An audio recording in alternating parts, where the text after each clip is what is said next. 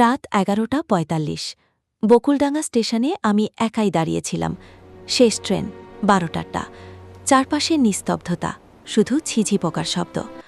হঠাৎ খেয়াল করলাম প্ল্যাটফর্মের এক কোণে একটা মেয়ে দাঁড়িয়ে, সাদা শাড়ি, চুলগুলো মুখ ঢেকে রেখেছে।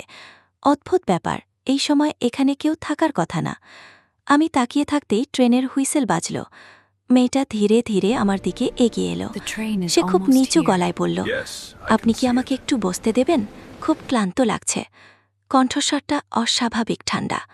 ট্রেন এলো, আমরা দুজনেই একই কামরায় উঠলাম। ভেতরে আলো কম, যাত্রীও নেই। আমি জানালার বাইরে তাকিয়েছিলাম। হঠাৎ মনে হলো কামরায় আমার নিঃশ্বাসের শব্দ ছাড়া আর কোনো শব্দ নেই। চুপি চুপি মেয়েটার দিকে তাকালাম।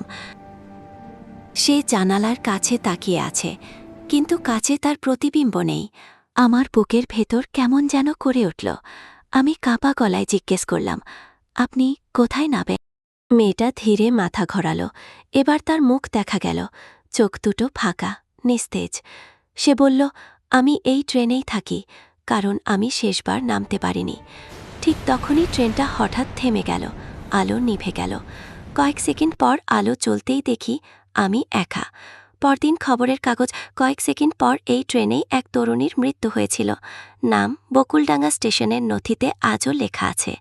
সেই রাতের পর থেকে আমি আর কখনো শেষ ট্রেনে উঠিনি।